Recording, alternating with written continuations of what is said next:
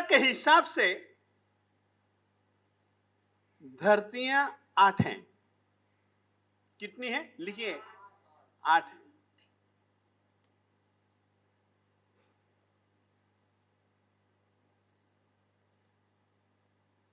सात धरतियां अधोलोक में पाई जाती हैं।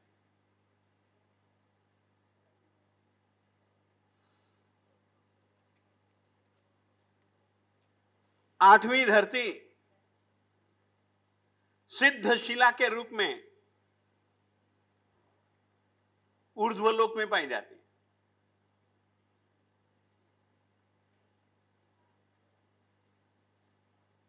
मैं बिल्कुल शुद्ध रूप से जैन परंपरा का गणित आपको बतला रहा हूं।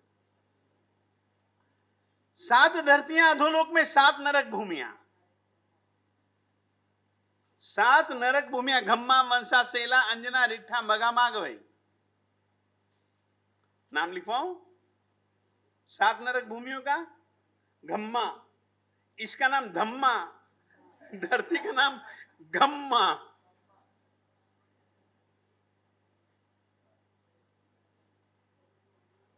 घम्मा, वंसा,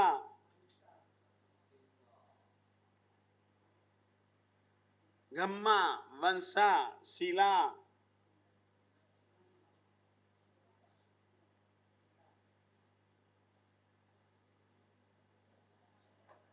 अंजना,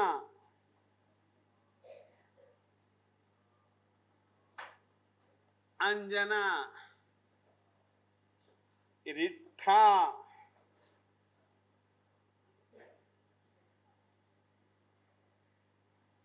रिट्ठा, मघा,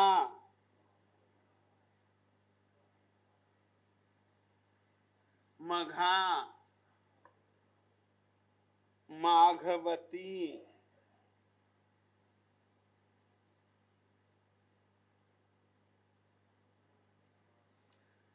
जैन परंपरा के हिसाब से धरतियां कुल 8। इनमें से 7 ये धरतियां 7 नरक भूमियों के नाम हैं। गम्मा, मनसा, शीला, अंजना, रिट्ठा, मगा, माघवई। ये 7 नरक भूमियां, और 8वीं जो धरती है वो सिद्ध शिला।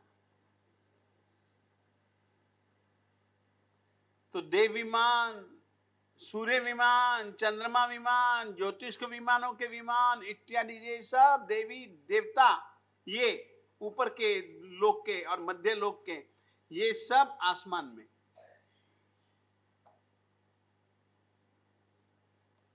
अब लोकांत की विषय में मैं तुमको बताना चाहता हूं।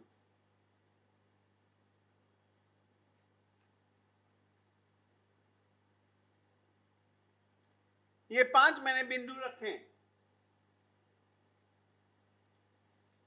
इनको कहते हैं 5 विमान, सर्वार्थ सिद्ध विमान। हाँ,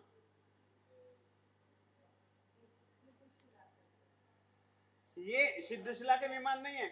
सिद्ध शिला से नीचे 5 विमान हैं, इनको हम अनुत्तर विमान कहते हैं।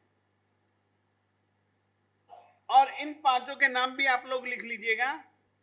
विजय,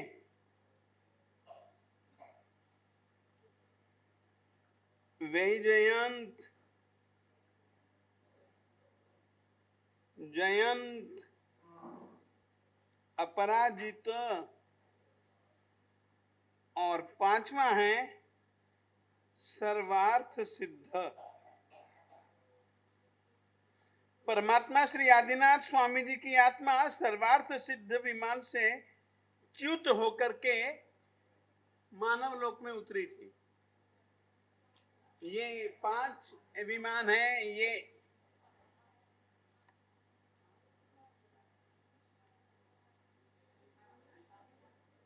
इन 5 विमानों में से ये जो बीच वाला जो विमान है ना, इसका नाम है सर्वार्थ सिद्ध।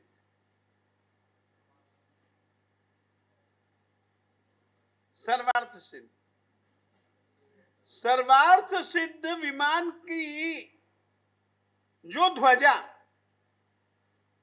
उस ध्वजा से ऊपर, कुछ ऊपर, कुछ ऊपर सिद्धशिला है, जो कि कैसी है देखिएगा, बीच में से मोटी है, फिर उत्तरोत्तर पतली होती जाती है। इसीलिए आखिरी हिस्सा इतना पतला हो जाता है, मक्खी की, हाँ बस बस बस, बिल्कुल सही है आपकी बात। मक्खी के जो पंख होते हैं ना, उससे भी ज्यादा पतला हो जाता है। और यह सिद्धशिला, एक शब्द लिख लीजिए, शाश्वत है। हाँ, परंतु मैं सीधा सिद्धशिला की बात कर रहा हूं, लोकांत की बात कर रहा हूं। इसीलिए कह रहा हूं, देव विमान, ये नरक भूमियां और मनुष्य, ये सब शाश्वत हैं, परंतु यह हमारी सिद्धशिला शाश्वत है। और शाश्वत होने पर भी सिद्धशिला के ऊपर कोई भी सिद्धात्मा नहीं रहती है।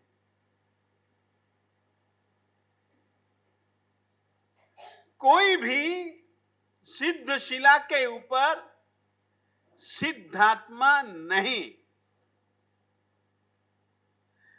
सिद्धशिला और लोकांत, अब देखिए लोकांत, अब लोकांत की बात हम करते हैं। अब सिद्धों का स्वरूप बताने के लिए ये सिद्धशिला के ऊपर ठीक सीधी हम यह एक रेखा खींच देते हैं।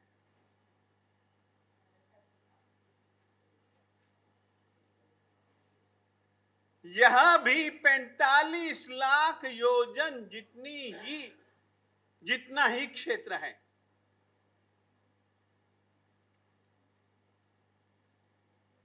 हम यहां पर इसको स्पर्श करके सिद्धात्मा रहती है, सिद्धात्माएं रहती हैं, इसके ऊपर नहीं जा पाते, इससे ऊपर नहीं ठहर पाते। कारण गति के लिए जो सहायक धर्माष्टिकाय नाम का तत्व है, वो इस क्षेत्र के बाद ऊपर नहीं पाया जाता।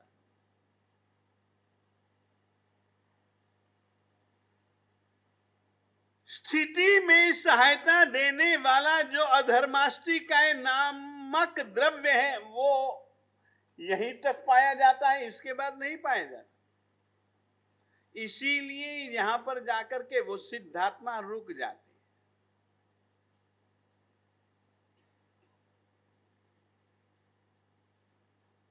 समझ गए? ऐसे जगह पर सिद्धात्माएं रहती हैं। अब ये लोक के अग्रभाग में है। लोक के अग्रभाग में लोक का अंतिम हिस्सा है, ये निचला अंतिम हिस्सा और ये ऊपरला अंतिम हिस्सा। इसी कारण से हम इसको कहते हैं कि लोकांत के हिस्से में। आपसे मैं पूछूं, क्या आपका शरीर का हिस्सा इससे ऊपर है?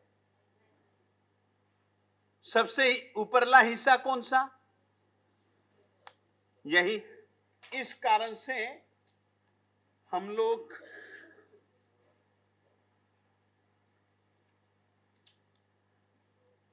परमात्मा लोक के अंत भाग पर जाकर के स्थिर हो चुके हैं, सिद्ध होने के कारण।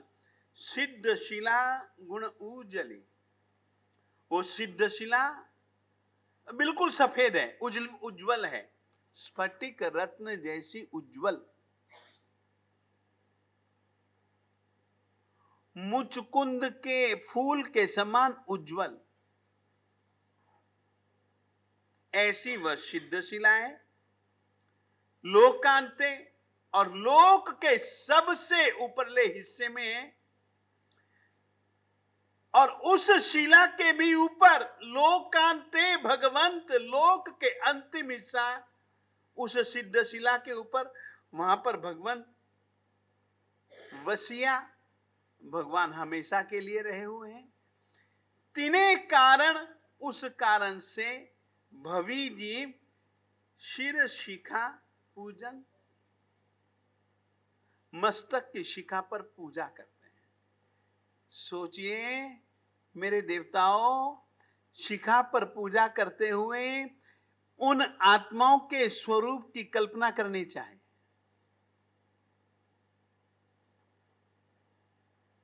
और परमात्मा की पूजा में,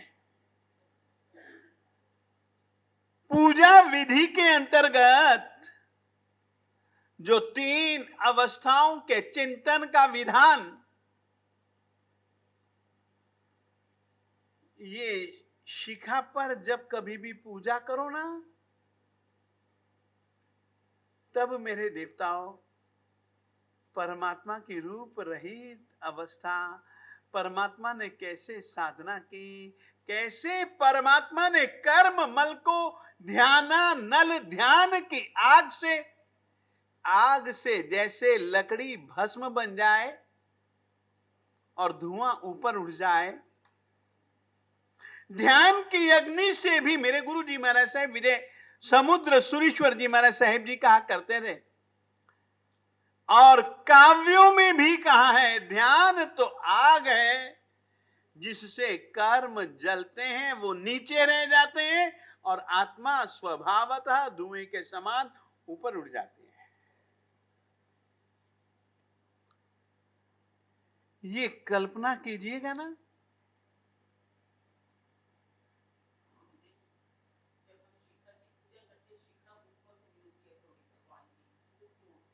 वो क्यों होते हैं, मैं बताता हूं।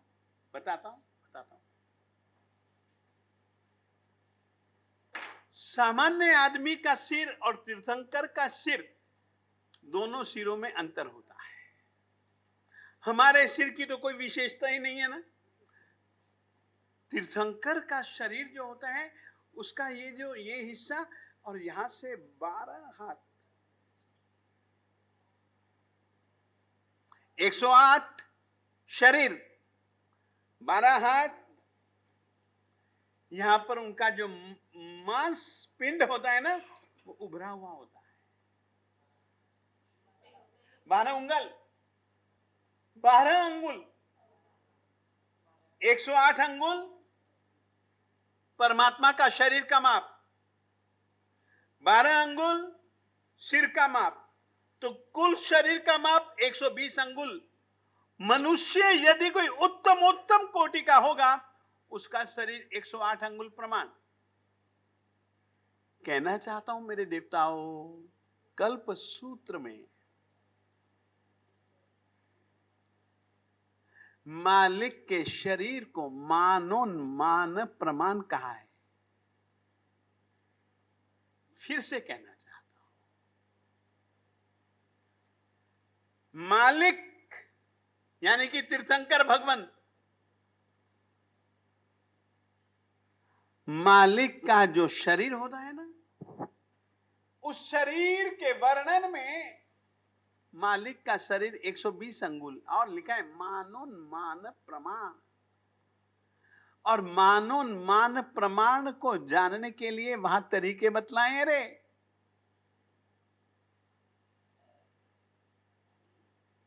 एक माप का टब बनाओ, उस टब में पानी भरो, तीर्थंकर की आत्मा जब उसमें बैठेगी तो पानी कितना निकलेगा, उसका माप से उनके शरीर की उत्तमता का बोध होता है। परमात्मा के श्री चरण के अंगूठे से लेकर के यहां तक का माप मापो उंगलियां 108, ये नापो 12 अंगुल 120, मानोन्मान।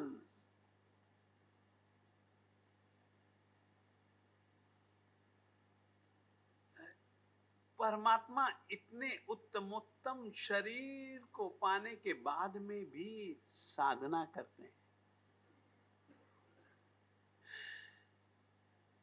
कर्मों के क्षय के लिए देह है,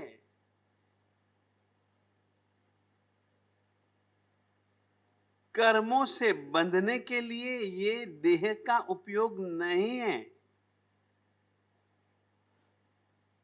इसीलिए मानव तन का महत्व है।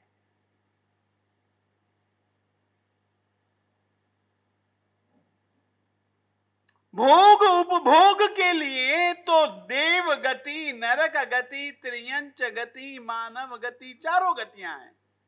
परंतु कर्म क्षय के लिए यदि कोई एकमात्र शरीर है तो वो मानव गति और मानव तन।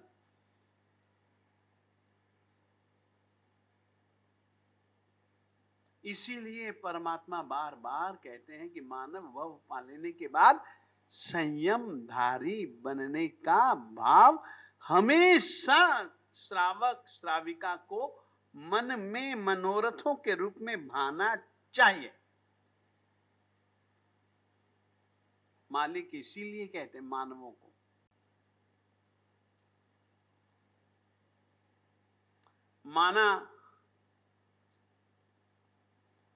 मानव की अपेक्षा मनुष्य लोक की अपेक्षा देव गति में सुख अधिक होगा। मानव गति में उतना सुख कहां। परंतु याद रखो, एक बात कहूं, आप लोगों से मैं पूछना चाहता हूं, पत्थर की कीमत ज्यादा है या दलदल की कीमत ज्यादा है? पत्थर की, है ना। देवलोक पत्थर है, पत्थर, वहां पर कोई कमल का फूल नहीं उगता। मानव जीवन दलदल है, दलदल, मगर कमल धर्म का कमल, मुक्ति का कमल इसी दलदल में पैदा होता है।